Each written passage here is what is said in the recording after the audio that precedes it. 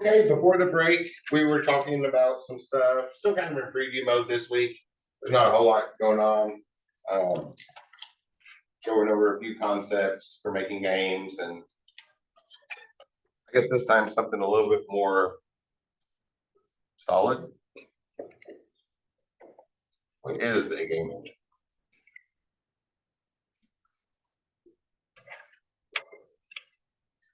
We know the word, right?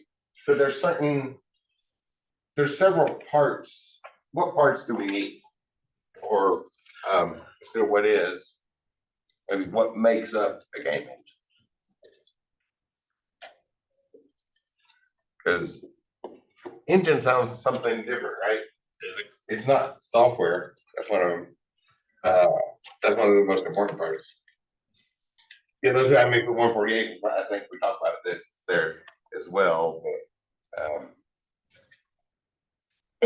the online version of this class gives a tutorial to follow along. An out-of-date tutorial. I keep sending updates to that and stuff. And hopefully, there's a meeting Friday to find out when. But hopefully by summer, the Ivy Online show is going to go to Godot, which has a much easier learning curve, which is really important in online courses. That's why I already moved to Godot first. But I have a meeting Friday with instructional design team and about how quickly can we get that rushed out, because the people in charge of Ivy Online have been stressed about that one for a minute. Also, isn't it just easier to have students download on their own personal computer, just generally? Yes, it's easier all around, and that tutorial is out of date. So, if you took that in Ivy Online, did y'all get instructions on how to roll back to an earlier version of Unity and stuff? I think so. They just like, yeah, I wrote those a couple years ago, so I end up answering a lot of Unity questions and stuff. And it's been, it was too much to just throw people in all at once. It's overwhelming people, so hopefully that's going to get revamped. But in the classroom, it's a lot quicker than Ivy Online. Ivy Online has to go through long, slow processes. But moving forward, that one's probably going to be on that one's definitely going to be using the Godot. We've already decided it. It's just how quickly can we get it developed. That's what the meeting Friday morning's about. So there are certain things that we need. Brady mentioned physics engines, so we'll start the list with that.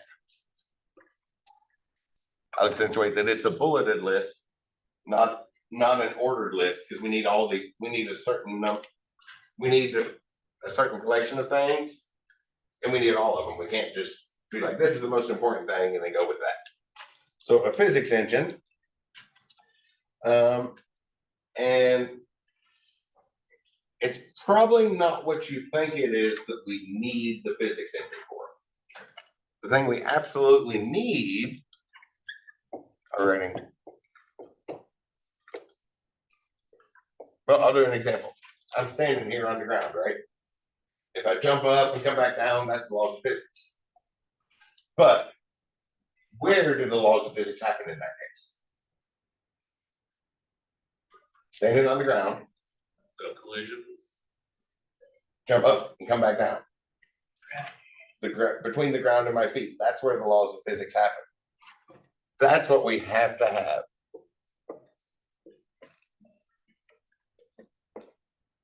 The boundary between things.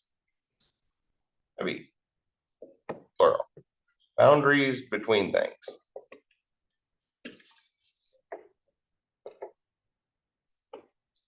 The rest of the laws of physics, since physics engines have been around for a while and programmers often like writing code, they've gotten bigger and bigger and bigger and have the rest of the laws of physics built into them. We're going to talk about Newtonian physics soon. So we just automatically get things like conservation of momentum and energy. That's built into the code that we're going to use. But the thing we can't live without is the boundary, the place where physics happens, the distinction between one item and the next, right? Otherwise, even the real universe, it's just a giant mess of energy in different states. Some solid, some the different states of matter, pure energy form. But the universe is just a giant collection of energy until we start separating them out. Giant swirling mess of energy, evenly distributed everywhere, denser in some spots, and then we start distinguishing that some of the denser spots, we find those to be matter, and the other spots to be the background radiation, or the less dense spots to be background radiation, or some other form of energy. So it's that boundary that we have to have. And then all the other laws of physics are just a bonus. The fact that somebody went ahead and coded up Newtonian physics and remembered the conservation of momentum and energy is built in there. So when our characters run into each other, they bounce off it. When a player hits a wall, he stops moving, or probably bounces, falls down if we're using the laws of physics correctly.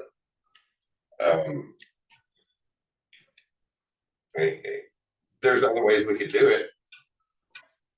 If we're just, I use X and Y for a 2D game. If we want to move a character, we could just change the X position or the Y position, and then we're in a different spot. Is that how things move in the real world?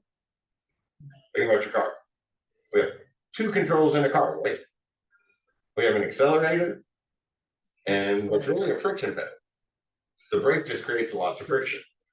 Brake pads stop the wheels from turning, then we get the friction on the bottom. So really we have two ways to control the movement of a car. We can make it go faster, or we can increase the friction. And when we're coding up our movements in our game, if we wanted to touch realism, we need to kind of follow suit there. We don't want to change the X position. We want to change the velocity at which the X position changes. And then a lot of that's built into the physics engine. So as long as we get the concept, we'll talk about the Newtonian physics conceptually, and then see how it's built into the physics engine already. Right? We don't want to move our character. We don't want to just change the X position. We don't want to just what we want to do is like our car. We want to change the velocity so that our character begins moving to another position. And if something happens, like there's a big rock in the way, the character responds appropriately to running into a big rock. Realism and it's already erased. And the other one, the simulation aspect, which we most immediately think of as like engineering simulations, new equipment. We definitely want to make sure the laws of physics are followed on those, because that's what we're trying to do with that type of story. So we need that. Bonus is the other laws of physics.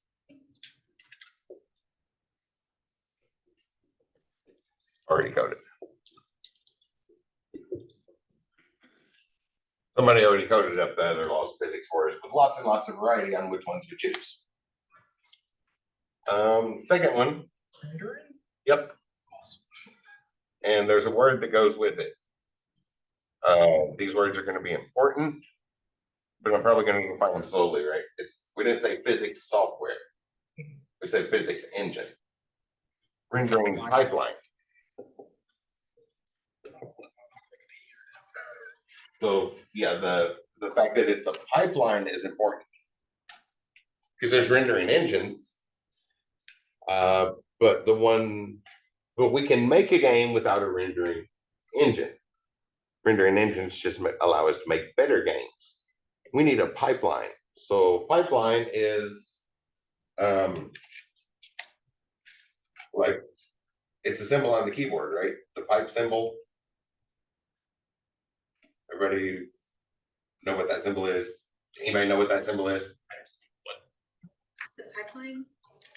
Keyboard. The pipeline symbol on the keyboard. Let me put it in the chat room. Oh, the straight up and down? Yes, that is the pipeline symbol. So to use that, No, it's the vertical above arc the slash. above the inner key. Oh, okay. That's called pipe. Huh. It's the symbol for pipelining things, and that's why it's on a keyboard. Not on hard drivers, because programmers put together a keyboard. And we need to pipeline stuff. Don't bash on this computer, so we all get bash.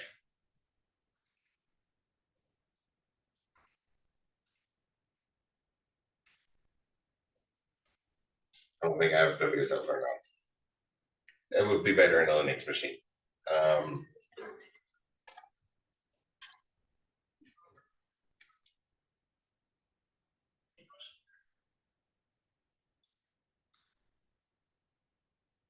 Here's a simple instruction, right?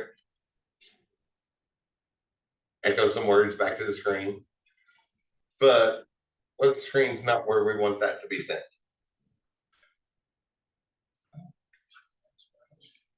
Right. So we want to take this instruction and pipeline it somewhere else. The example I would normally use kind of falls apart on here. Let me have this. Nope. That's the example I would like to use. Let me see if this works. So echo something, because there's a special, this particular one has a special pipeline symbol. Actually, two special ones, but let's send that to this.txt. Oh, that didn't work. I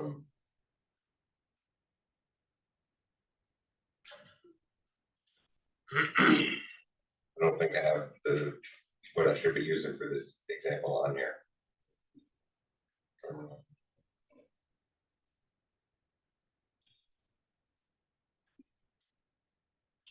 Maybe I do. No error.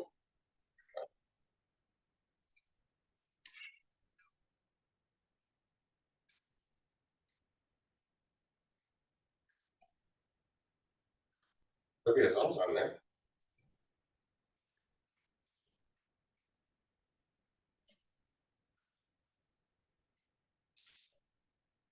Nope, not having a Linux machine. That was the old instruction. So the example that I was planning on using, I just realized I can't do here. So we want to take that output, and then instead of that does the same thing. So Echo has a special pipeline. So that other symbol, but we want to output that on a pin pipeline to some new file. I'm not in bash anymore, am I? Wrong terminal. Echo hello world, but don't send the output to the screen. Right now there's a rendering pipeline in bash by default. It renders to the screen. So I want to change that pipeline, which Echo has its a special pipeline character instead of the pipe symbol, instead of the pipeline symbol. But pipeline that into this text file. So we don't see it on the screen anymore, right? But if I was to open that text file, which I have no idea where I am.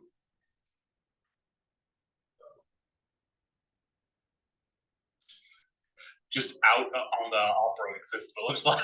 Yes, somewhere. So there's that text file that I just wrote.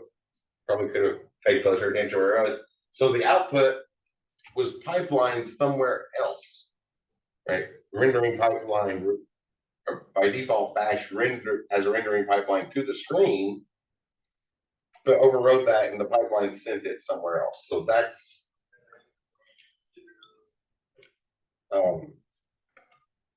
an important aspect in that word versus engine. Engines do a lot. Engines power things and move something else. So in our case, the physics engine is going to power the rendering pipeline. Or since we're in Godot, the physics engine is going to power a rendering engine, which is an optional component. And then the rendering engine powers the rendering pipeline. But the pipeline is the one that we can't live without. That's could be as simple as text on screen, but it needs to be fast and accurate. That's the big thing. So how do we get the images moving at the speed we need them to move? Because I can open an image on the screen very quickly, right? Do you have any pictures? I probably need to download pictures. I just did a factory reset on this computer. Got a picture of like a beach. Images. There's a nice beach. We're saving. Oh, JPEG image, that'll work. So here's an image. I can open that on the screen. I counted to 2. I counted past 2 while that was opening. Right, that's not going to cut it for a game. 2 seconds to open an image is not going to cut it for a game. We should do that out loud. 1/1000, 2. Oh, almost about a second and a half there, right? That's not going to cut it for a game. So the normal open images on this computer is not, it is a rendering pipeline, but it is not a sufficient rendering pipeline. It's treating it as a file. So what we really use, I have an annotate tool here somewhere. Oh, and probably probably turn spotlight on the thing, but where you can see the mouse, but You're done with Zoom? uh, We can see them. with the circle around, so you can see it easier. There's a way to like make a yellow circle, so it's like it really stands out. If I go draw pencil, squiggly line, there we go. That color's about. So what we need is something quicker. That one's not standing out very well. But that's basically the tree image, right? You see that green line on there? That's the tree. So what we basically end up doing is that gets its own bits in RAM. We'll divide this up into a grid. So to simplify it, maybe a red pen. We divide this up into a grid, and it would be more like that. It wouldn't be a nice grid like this. It's a grid like that tree I just drew. And then each one of those grid cells gets its own spot in RAM, a special spot in RAM. And then we do block transferring. We move all of those bits at once. That's where GPUs come in, why GPUs are so important for games, makes such a difference. Because we can grab that stuff from RAM, and when we break it down into the chunks, we can transfer those chunks back and forth a lot quicker than that JPEG open for example. But there's a limit on how much a CPU can do, and CPUs were not made to move large chunks of data. That is not what they were made for. So kind of where GPUs come in. But we kind of break it down, think of it like a grid, only not a nice square grid. We have strangely shaped grid patterns laying on top of each other. And they all have their own spot in RAM. And then we grab those all as one big chunk and move them all at once. With processings and stuff. That's the sort of rendering pipeline we need.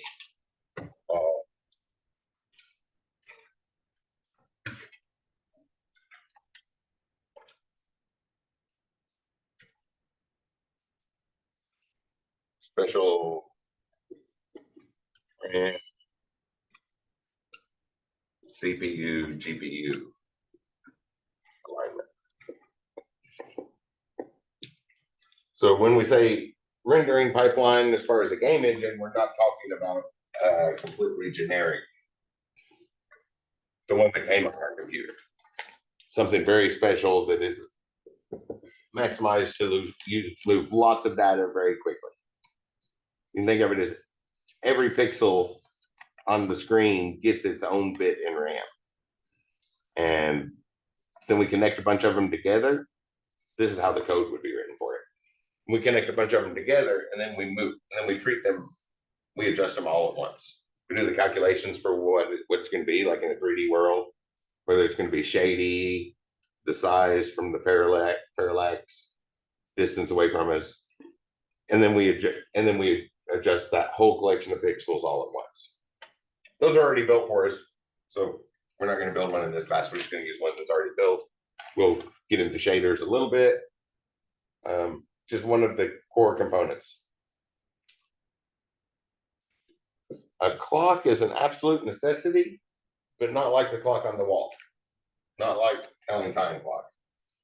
So, not timekeeping.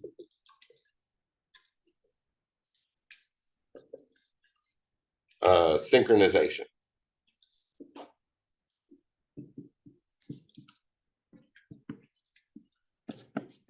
Which I left an H out of the word, but if you're taking notes, spell synchronization. Maybe spell synchronization correctly.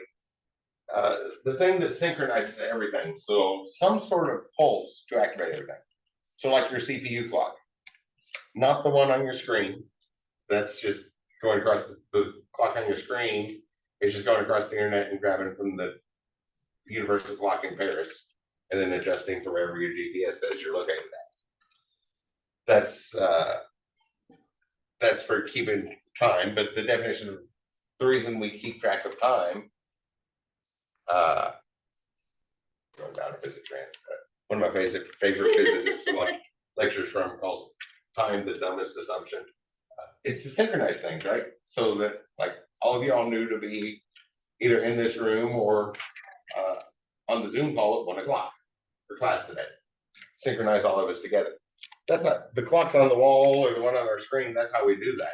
But yeah, just some sort of tick, but it doesn't have to be a steady pulse, right? We're gonna go for a while of doing nothing, and then a little pulse that tells everything it's time to go. Tells the rendering, tells the physics engine it's time to go. The rendering pipeline is time to go.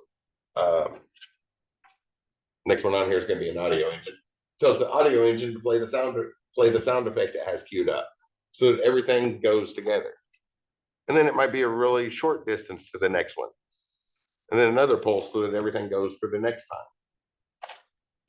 Then another, I don't know, mid range, and then so it doesn't have not a steady beat like the clock on a wall, but it has that same purpose. It synchronizes everything together. I'll put a note in here. Timekeeping clocks are a game component object. We'll probably have lots of them in any game.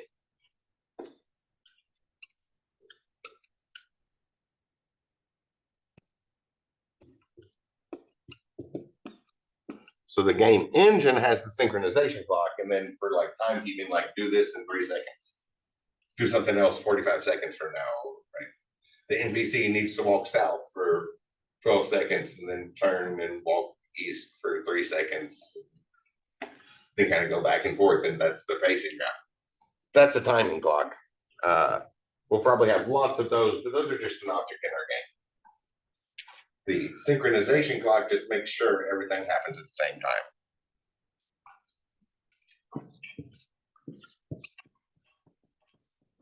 Everything happens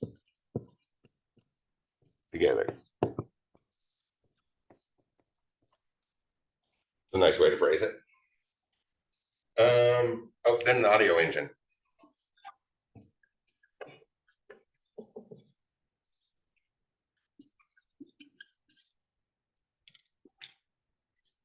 Engines run things. They do more than just software. It's not saying audio software, right?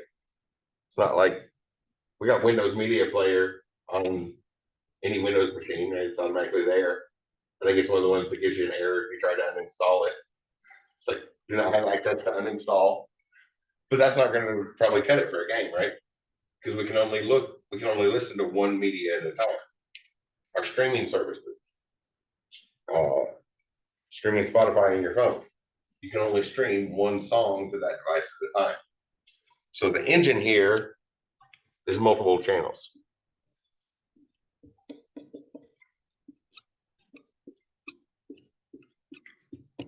We're going to talk more about what an engine is and why we don't just say physics software, audio software. Engine is something specific, but we're going to spread that out over the whole semester because it's not really a course objective. So it's going to kind of work in over time. Multiple channels so that we have the background music playing, and the background music doesn't interfere with the sound effect when we Do something. I was just step on a leaf. A crunchy sound. That's not You're really doing a bunch of stuff all at once. You don't have them just like yeah. they all play over each other as needed. Yeah, the background music and the player's laser and the mob's laser and the NPC screaming for help all happen at the same time, independent of each other, right? So multiple channels. So engines are souped up software. It's souped up specialized software that can do more than one thing at a time. Not like parallel processing there. It's a computer. It still only does one thing at a time. It does so many things that it seems simultaneous does. We do so many things so quickly that it seems like they're all happening at once. The last one is an input or event manager.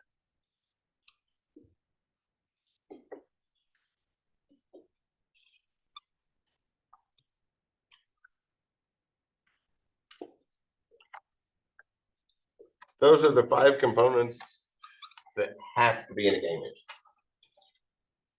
We will look at way more components than that. That's the bare minimum. So when you write a game engine, you need those things. Something to handle input from the user, as well as the in-game events, anything that can happen. With an independent thing that can manage that and let our synchronization clock know about that.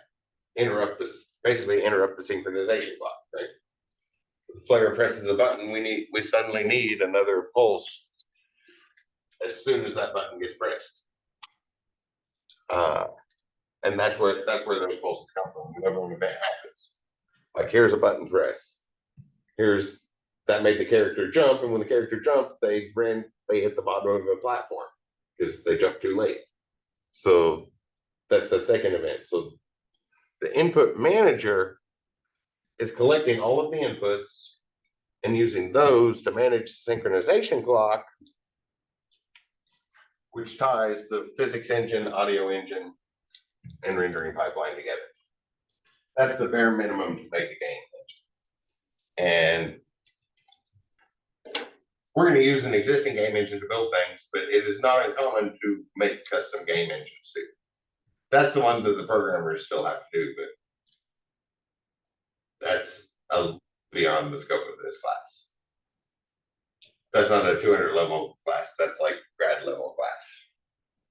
That's like graduate level thesis sort of class, not something with 200 in the numbers, if that makes sense.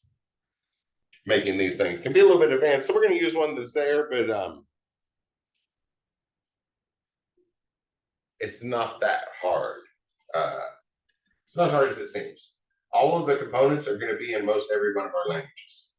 Usually, when I make a game engine, I do it in JavaScript. That way, it runs on a web page, client side, and just about every device has a browser, so I know the game's going to work on everybody's device. And there's overhead. So like on Godot here, there's a lot of things in there ready for us to build any game we can think of. Which means that in any particular game, we're going to not use more functionality than we do. So all of that has to be in RAM somewhere still. Right? We're still using up resources. Even if not loaded in RAM, it's in storage or it's taking up some sort of resource on that computer. Getting in the way of the fastest possible speed we could make the processor run at. it's there somewhere. All that overhead does add up. And I think as most people are aware, we can still, computers have gotten really fast, but we can still bog them down. I think gamers are more aware of that than anybody else. It's still pretty easy to bog down a computer. So all that overhead, it's preferable to make a custom game engine. We're definitely getting to the point where it's getting harder and harder though. Yeah. There's still a lot of stuff we could do. There's much harder things we could do. There's an upper limit to how much can be computed too. There's things that, yeah, almost got sidetracked, but we can still bog computers down with these pieces. I think everybody's probably seen that. Like if you just run your computer for too long, play too long in the game, the computer starts to mess up. You gotta save and reboot the machine and pick the game back up after lunch break or something. That happens less and less, but it does. I haven't seen that in a while. Let's say I haven't. But when the machine's overheat, probably be the thing for that. You've been using maximum resources and you're about to set your house on fire. The GPU is so hot. That's what I was thinking of when you like have to stop for a little while because the metal case on your tower is turned red. It's like, oh, I better go grab the fire extinguisher just in case that doesn't cool down now. So it's good to make custom engines, but we need to see how to make an actual engine first. So Be more computer forced to charge itself off long before it gets to that point. yes, and we are going to talk about these things over and over again in much detail. So this is the five most necessary items, the preview list. But those things, the stuff to build them is in pretty much every program you touch. So it's there, ready to make them, but we need to see what we're making. Probably start with an actual existing engine, but and see what's there. So, does anybody have any questions about that? We're going to come back to it over and over and over again. Think about this as preview. This is the preview of what this class is about. These 5 things and then a whole bunch of other ones. Those are the 5 critical ones. I don't hear any questions, see anything popping up in the chat room. So we'll come back to those over and over again throughout the semester. So the first assignment this week, the easing into it is what I found works really well is to make some simple software. So I'm going to start a new project here and I'm just going to do a tip calculator. Those usually make good classroom examples because Americans seem to understand payroll and tip calculators, and payroll is one of the options to choose from. There's like a list of 5 or 6 things, you just choose 3 of them, I think. Anybody look at that? I didn't say choose 3, right? Yeah. So there's a list and you'll choose 3 of those small projects to make. I'm going to make a new one. You go, create a new folder, and you will only need to make one project for week 1 homework. So think about it like levels related to levels in a game. Right? We can have several levels in the same game. We can put several, those are independent programs. So all 3 of your programs can go into new tabs here, right? You have like a payroll calculator, or narcissistic numbers on there. That might be next week. Yes. Next week. Speed of sound, I think, was this week. So you have like the payroll calculator on one tab and then the speed of sound on another one. And then when you submit it, I'll just hit the run this scene, run each individually and check them. So you don't need multiple projects. But we do need a GUI for them. So like user interface. So we can use the components that are in here. I can get Zoom stuff out of the way. There we go. So you can see the screen size here. So I want to add some new nodes. Here's going to be the root node. We talked about that the other day. We're making a tree, some sort of hierarchical structure. This can be tipping. I'll give it the same name as the file, and if I go ahead and hit Control S to save.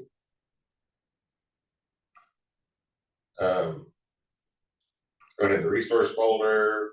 Organization goes a long way, so you probably want to create some folders to put them in, things in to organize it. So, like the tipping, I'll create a folder with the same name and then save this in here. And notice it's got res:// so that's resources.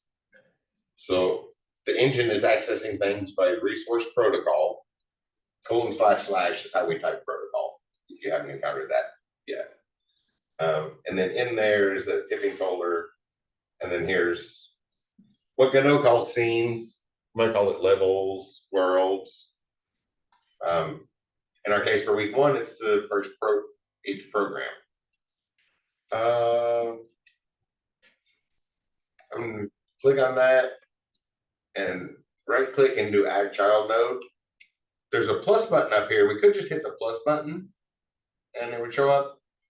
Over the years, I found that it can be a lot better, and this is consistent to all of our game engines, to do the right click and use the add a child to the hierarchy here, because then we can be a lot more certain of what parent we just right clicked on. You might have the wrong thing highlighted and put the child node in the wrong spot in the tree. So the right clicking on the node you want to do can be very advantageous there, and you attach a script to it, add a child node, and all of that stuff. So we need a place to put our GUI, graphical user interface, for small programs like this. The default is going to be a panel.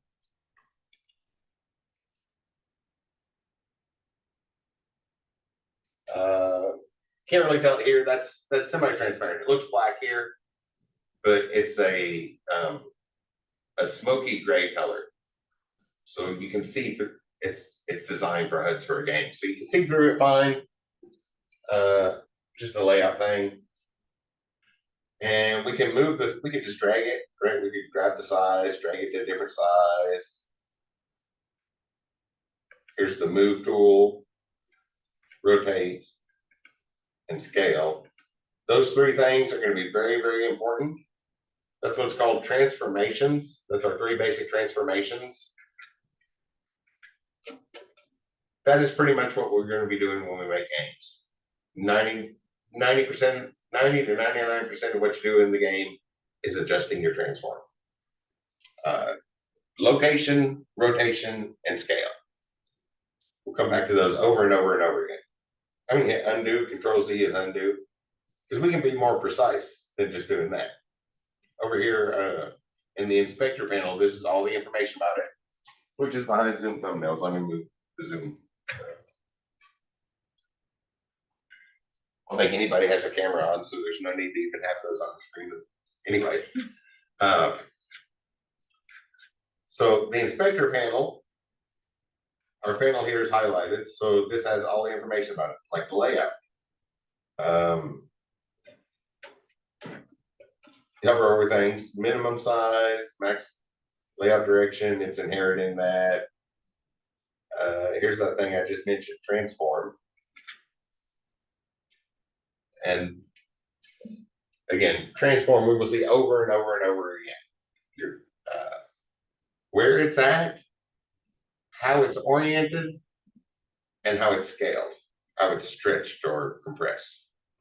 Those 3 things are the primary controls we have, especially over our graphics.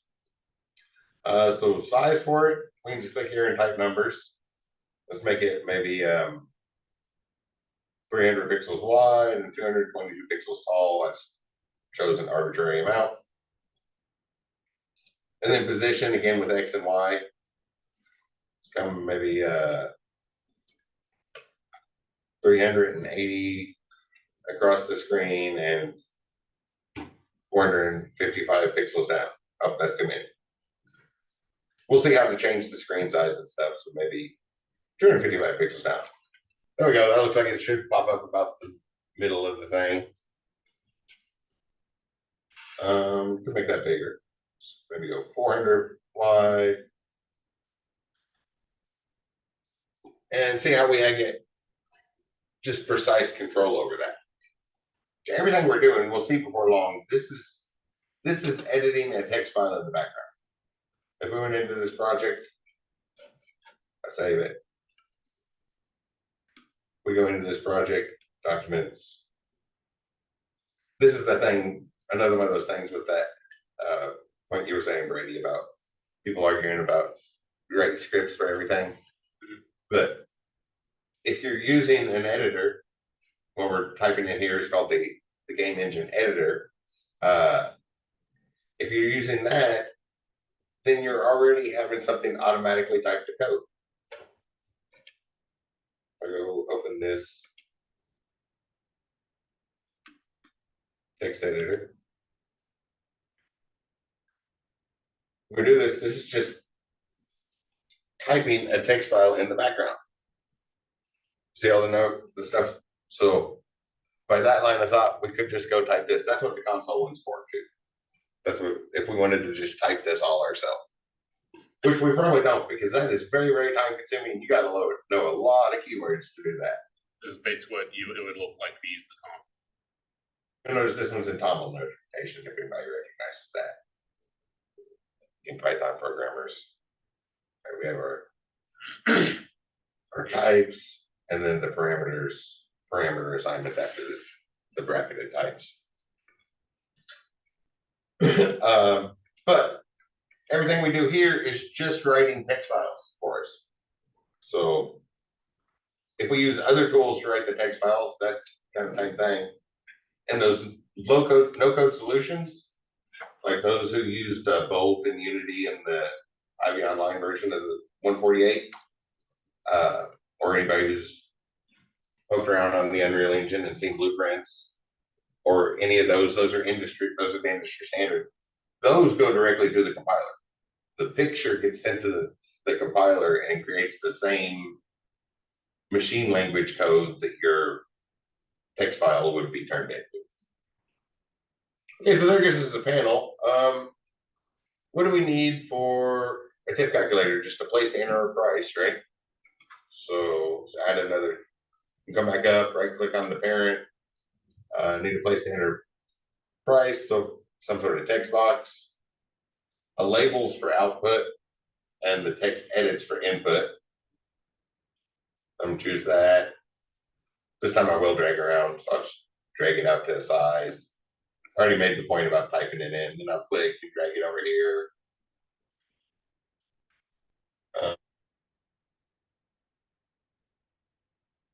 I don't need a label to go with it, don't I? I'm going to make the label the child of this. We have the rich text label or a basic label. I'm just going to go with the basic label. We saw rich text the other day. Drag this over here and add the word price. Meal price. That sounds better for a tip calculator.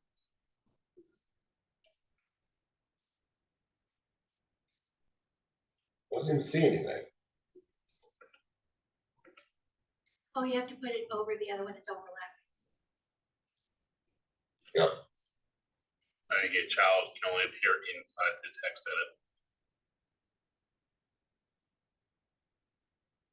edit. I think it's just transparent here. Oh, yep. It can only appear inside its parent. Not all labels are that way. They vary, but the reason I made that a child is now if I come back up to the price one, it drags around with it. So we'll enter a price.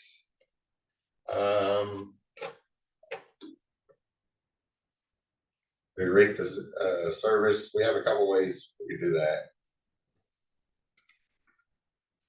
A child node. Actually, I'll do the same thing. I'm going to copy. Whoops. I'll just use another text box, keeping it simple. Copy that and paste it. And notice we got the text edit and a label with it. But it put it to the wrong parent. So I'm going to grab that and drag up here until the correct thing is highlighted. I want the panel to be the parent.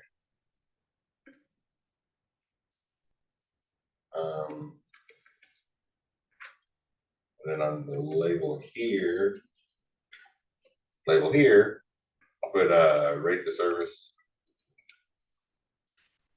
1 to 5 or something. A simple one, right? 1 being very poor service, 5 being great service, the standard scale. That's enough to calculate tip. So then I guess we just need a button to do something with. Add another node, search for a button, check buttons, menu buttons, option buttons. We have a lot on there.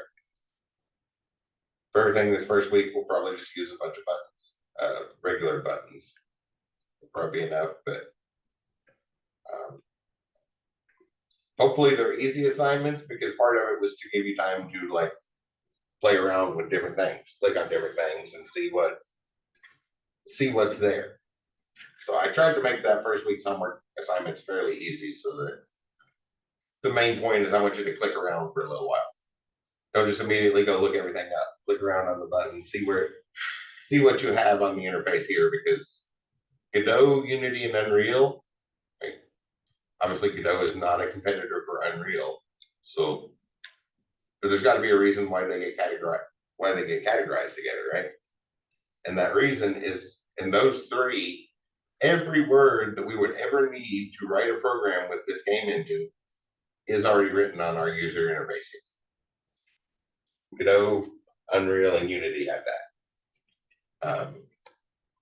That's what really, really stands them apart, because once you get used to it, you will never have to look anything up, because every word you could ever use to write code with, write a program with this game engine is already written on your user interface. You just have to learn how to read it. And that does take a little bit of time. But it's going to start by clicking around and reading every word that's on this interface a couple of times. Same thing with Unity and Unreal if you want to use one of the other ones. Or when you move to one of the other ones, because you definitely want to learn more than one game engine. A lot of people learned that the hard way recently. They first started using Unity, have never used anything other than Unity. And with Unity's decision-making process over the past couple of years, those people have been in a bit of a bind, because they're having trouble adapting to other stuff. Especially the ones that all they know how to do is search for Unity tutorials, or they know where to look for the existing Unity tutorials. They don't really know how to learn they don't know how to look. They have to relearn how to learn about software. It hit a lot of people really, really hard. So this is what's that selected? Our button selected, so this is going to be the calculate.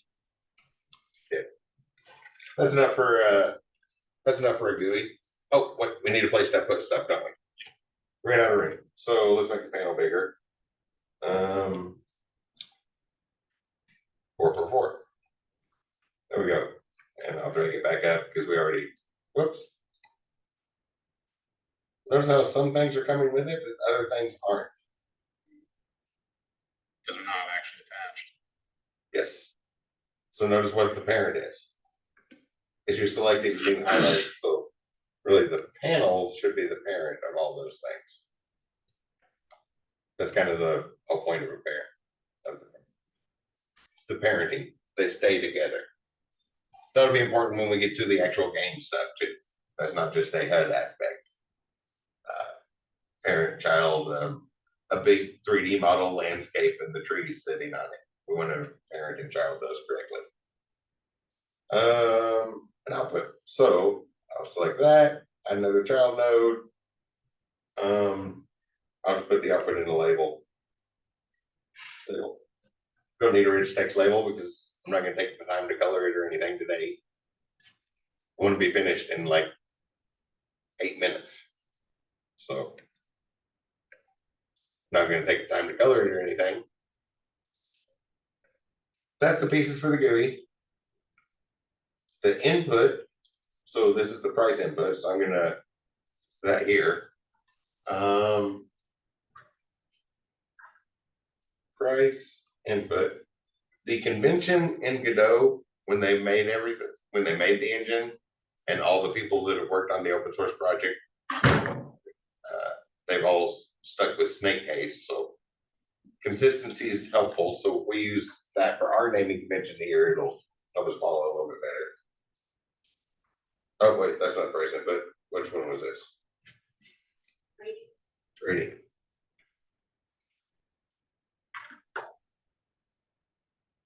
So like the service rating. And then this one should be the price input, right? Button, I'll call that calculate. Get some useful names. And then the label for our output. Because we know we need all of those in our script, right? I'm going to come back up to the top level and just attach the script here. Default script, that'll work. Get all the clutter out of the way. Don't need too much of that. Everything organized, let me print it out. There's two different ways to click a button. Let me come back over to 2D. Yes, signals, but there are a bit of a problem with signals. So notice that if I come to node, here's a bunch of things about the button. Button down, up, press, toggle. But double click this.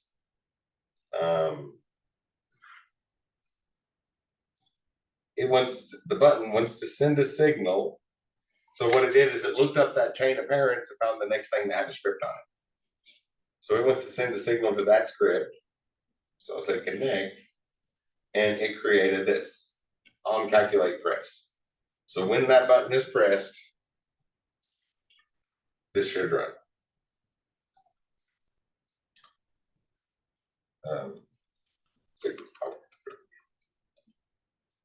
And we could type the code here. I want to do 3 different ways to do this. Type code here. Whoops. That's supposed to be a comment. Comment that out. There we go. The logic's easy, right? We figure out an amount to tip somewhere probably between 10 and 30% based on that rating. 1 to 5, we just split 10 to 30 up, 4 points each. So if they rate it a 2, we go from 10 to 18%, something like that. That logic's easy. I'm not too worried if we run out of time for that. What I want to show is how to activate the buttons.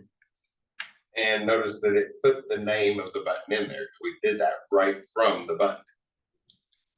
Went over to the inspector, selected the button. Under node, I chose the pressed option, and then it added to our script this on calculate press. But we saw another way to do this the other day, right? We could grab this, drag the button over, holding control. Whoops. I need to bring a regular mouse with me. Click, hold control, and drag it over. And we get this on ready annotation that creates a variable called calculate. If we turn that into the walrus operator, so give the walrus some eyes, now it's strictly typed. It'll figure out its button. We can also we know it's button, so we can put button. It's a lot easier to just do it this way. That gives us a reference to the button. So then on our underscore ready function, we can set it up so that that button does something.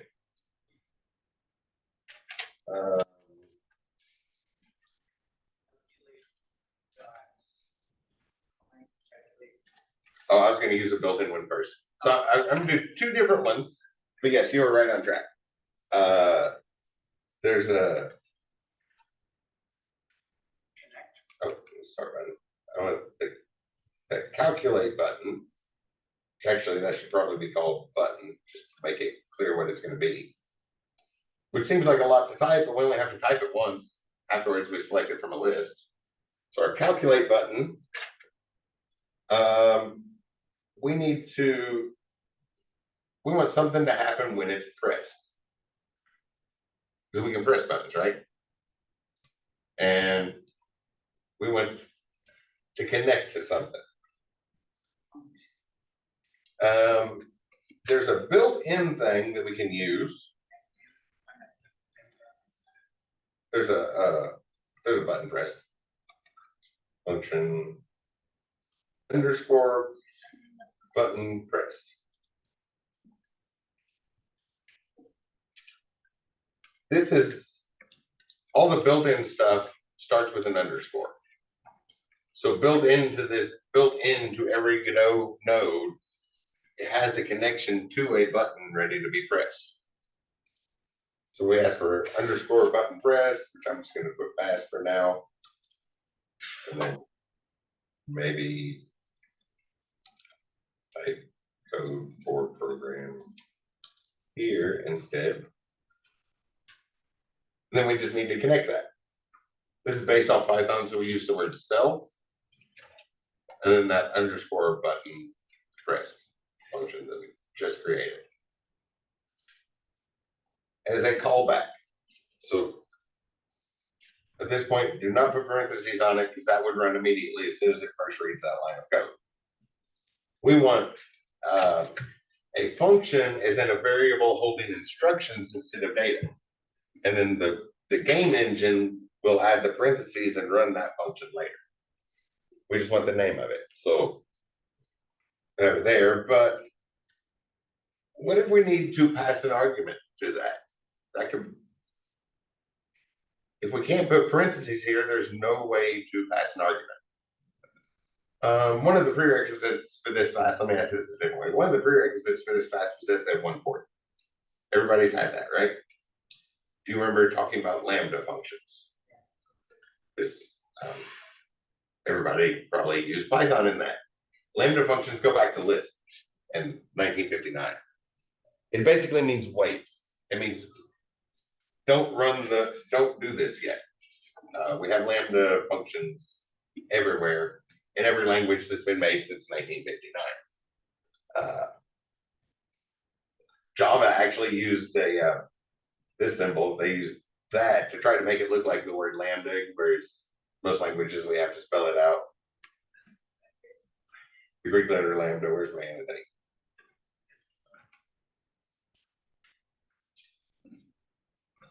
Looks like that. Or the capital one's a big triangle. So we don't have that button. We don't have lambda on our keyboard. But it basically means wait. Don't do the next thing yet. And if we want to pass, whenever we set callbacks, we can't add in parentheses because if we put the parentheses here, that function will run as soon as the CPU gets to it. So that's why we need the lambda functions, which they did not use the keyword. They did not use the word lambda here, but it's basically like that.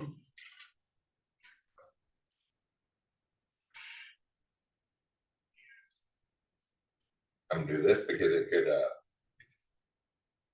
calculate button dot press dot connect. Actually, this would be okay, won't it?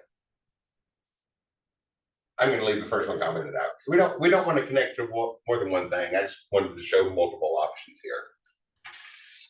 Connect, and then when we connect, we use this keyword func, right? Our keyword to create a function. They decided to use that for the lambda function as well. Lambda functions aren't a Python thing. That's a programming thing. It happens in every language. So we use that keyword. And notice it's like setting up a function, only we have keyword colon and not the thing in between.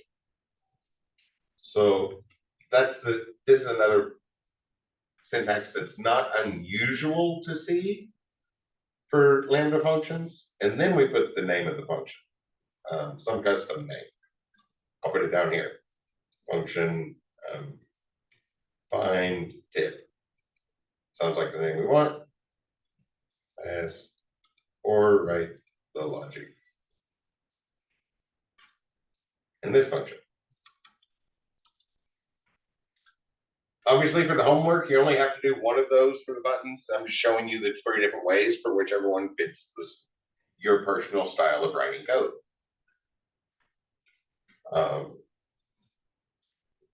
So this is like a Lambda function. Now we want to call our custom function, so we can just say find tip, and then we can put the parentheses so that if there was like some arguments we needed, which can't think of a reason why we would need any right now, we can pass those arguments that way. That's the only way we can pass arguments.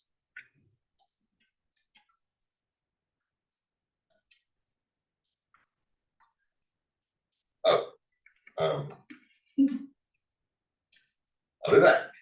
I'll pass in a string because I don't really have arguments. I just wanted to show the syntax. Does everybody see what I was doing there?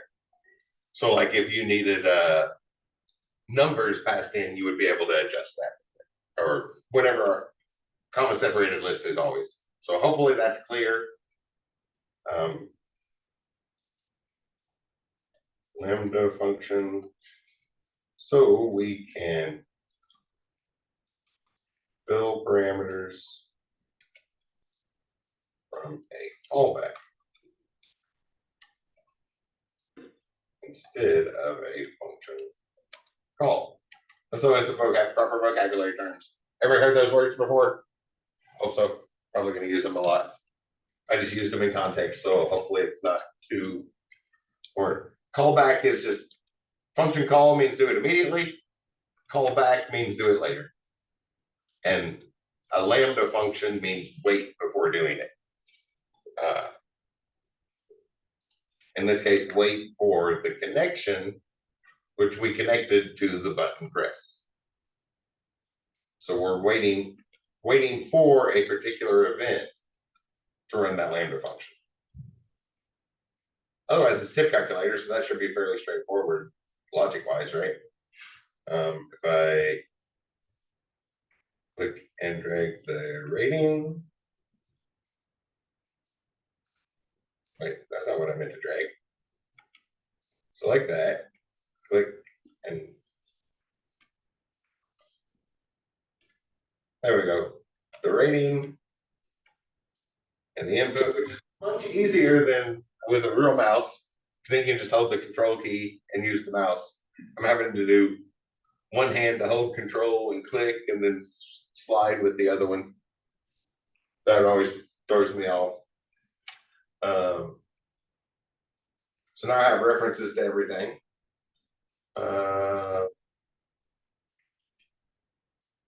Service rating. And if we click on this and look at it in the inspector, so service rating has a text field.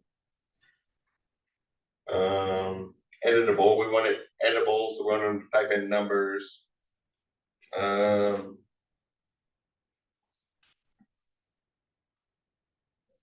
There's a way to restrict it to just numbers, but I'm going to skip that for now. That will show up later.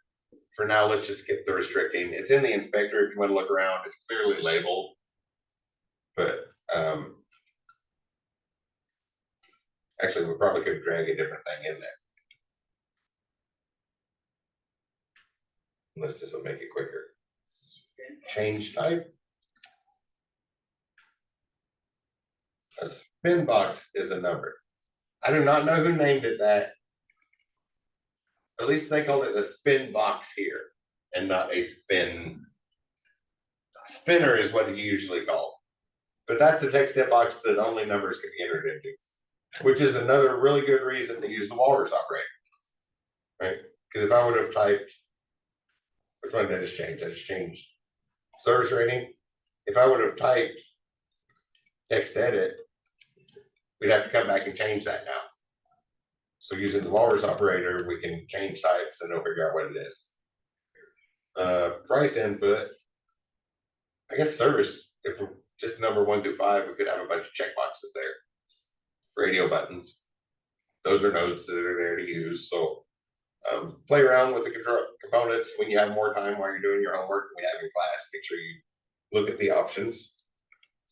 Let's change type here to a spinner as well. spin box. There we go. So now we have number inputs. I know people can only enter numbers. There is a checkbox to turn a text edit box to number only, but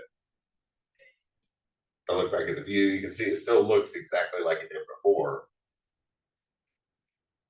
There's the little arrow. That's why they call it. You click that arrow on the side, and it goes up or down.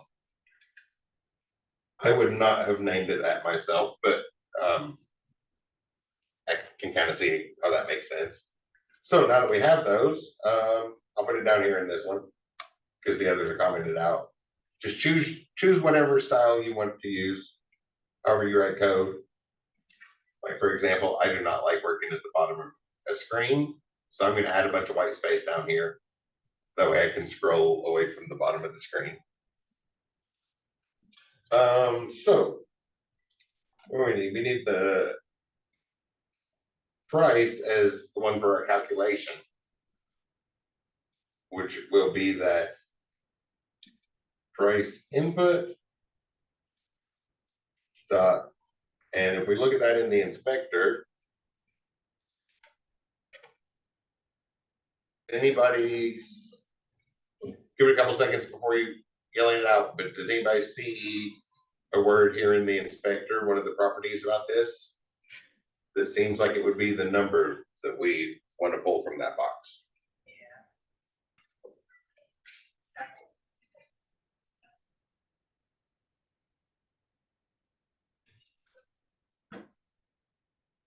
Everybody look for a second.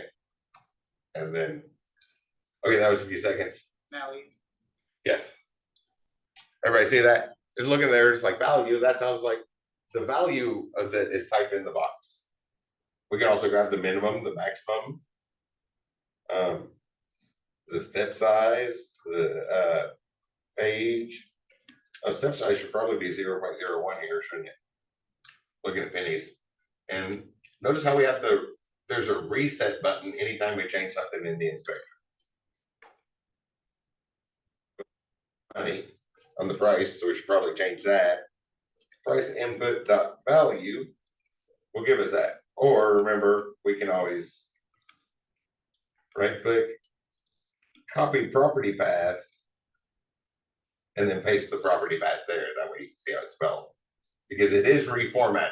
So this like min value here is actually all lowercase with an underscore. But then when it goes to the screen, it formats in capital letters. That'll be important when we start adding things to the inspector. As complicated as this UI looks, it's dynamic. Yes. Yeah, might as well show it since I mentioned it. We'll go to tipping. There's up here at the top, we have all the stuff built in, the transform, all of that. That's the one that has the script. So if I add export variable number is making it an int and assign it a 4 for a default value. When I save it, notice that now number shows up here. Or if I do my underscore number, snake case, notice it reformatted it nicely. So there is some adjustment on that. But as if there didn't seem to be enough buttons already, we can add and remove those at will. Unity and Unreal and most of our game engines have the same one. GDevelop makes it a little bit harder. That's why a lot of people like GDevelop in classrooms. If anybody had maybe Chris up at Fort Wayne for that class, he really likes GDevelop. It makes some things easier, but it still has all the functionality. Oh yeah, now that we have the value for that, same thing on the other one. Satisfaction is that service rating value again, because it's a spinner. We don't need to look that up twice, but we need to modify that because the value is the number 1 to 5, right? That's how do we do survey? Let's see at the end. But we probably don't want to give a 1% tip or 5% tip. That's pretty lousy. So if we're going with a number 1 to 5, what do we need to do? Add or multiply by 4, then we'd have a number 1 from 4 to 20. And if we add 10 10%. to 14 to 34, that sounds reasonable. 14's around the standard. I only made it 9 days as a server, so I picked it. I'm usually up at I just divide my bill by 3, and that's what I typically is bad service. That's an awful job. I only made it 9 days as a server. I hated every minute of it. The only time I made good money was actually somebody helped me out. It's like, you really been stiff? It's like, I've been here for an hour. You really been stiff that many times? Yeah. Somebody that knew a little bit more about the restaurant industry than me. It's like, I can show you how to make tips. But I leave big tips. So maybe more than that. So if we multiply that by 4, 1 to 5, that gives us a spread of 20. So then we need to add what did we just say? 10, 11? 10 will work. Yeah, that way 14% tip, that's below the 15% standard, but sometimes there is bad service. Sometimes the server cuts you out and throws hot coffee on you on purpose. Not spills, throws. And then it's a tip, so we need to highlight all this. Oops.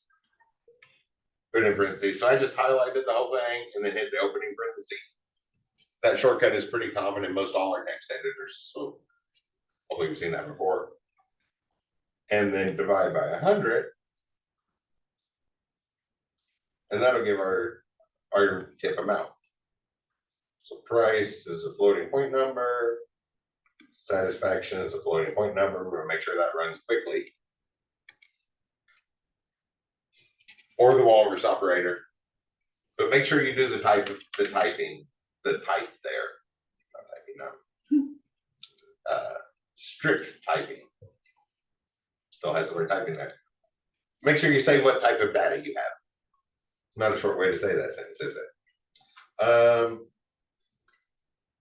And our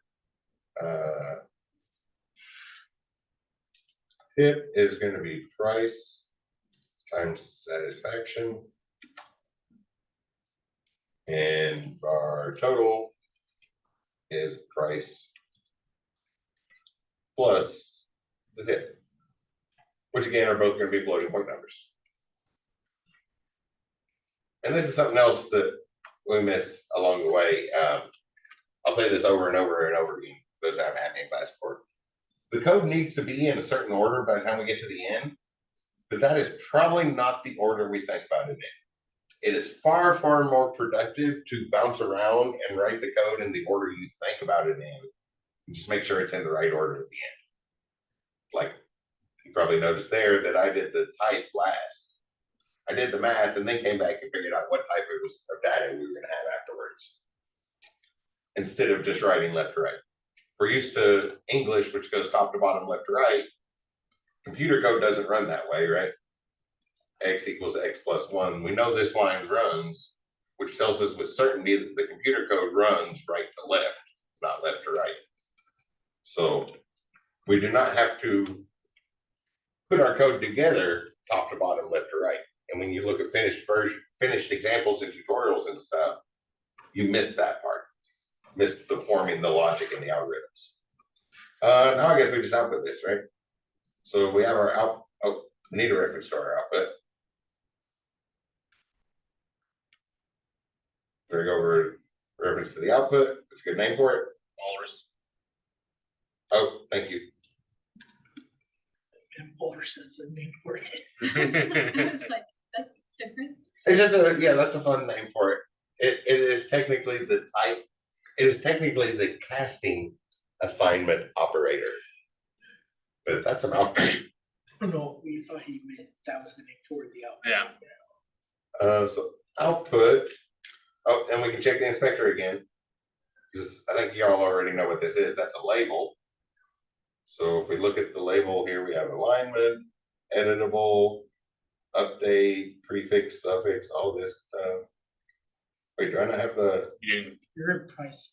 no. It should be text, I think. Oh, because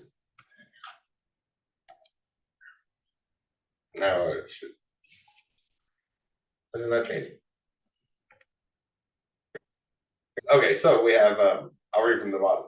Tab stops, uppercase, text overrun, clip text. These are a bunch of Boolean check marks or checkboxes are Boolean values in our code. Auto wrap. I think everybody sees which property we need here, right? And see how, you see what I mean about how all the code, all the words we need to write with this, write a program with this game engine are written on the game engine already. So output has a text property. We'll just write a sentence here. You should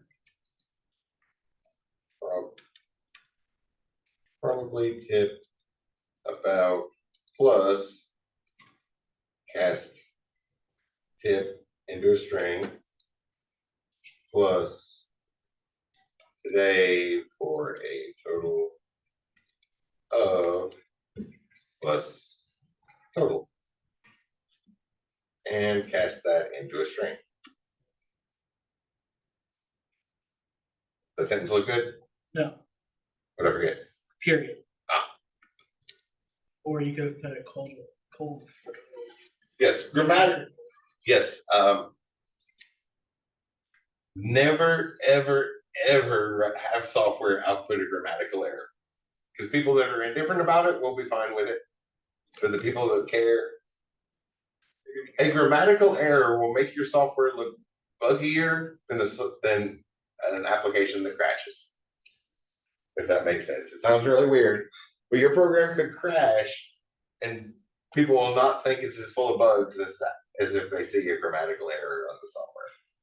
So just a rule of thumb for programming in general, never, ever, ever output a grammatical error. It'll look buggier than a program that is actually has a bug. Oh, let's check it. Probably should have checked before now. That's very bad form to wait this long. Oh, and yeah, I use well, it's saved. So if we hit the run, we have to choose where the starting point is. But on your homework, you're probably going to have 3 different tabs, right? 4 tabs, however many you need, right? We can have more than one program in the same thing here. So probably use this. This is the one I'm going to use when I grade it.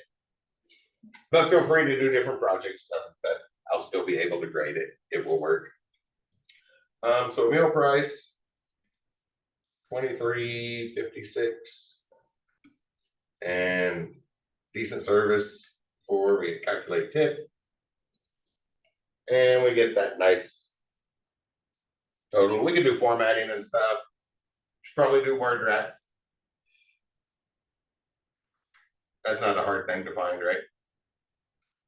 Word wrap is just one of the things in the inspector, so you all can look around and see that. But formatting is a little bit more complicated in Godot. They didn't match the formatting that we have in Python. It's not hard, but it's different than what you would have seen in Python. And that was longer than I meant for today's stuff to take. Does that give you an idea on what we're doing? And hopefully you can get some agreement as well. Do you see how that's beneficial to start with that instead of jumping into a big complicated game? Because I finally figured it out with Godot. Bless you. When I made a 3D triathlon. So I had a person running around the track, all shaders, no standard materials. We'll see shaders before long too. So all the materials and colors were dynamic.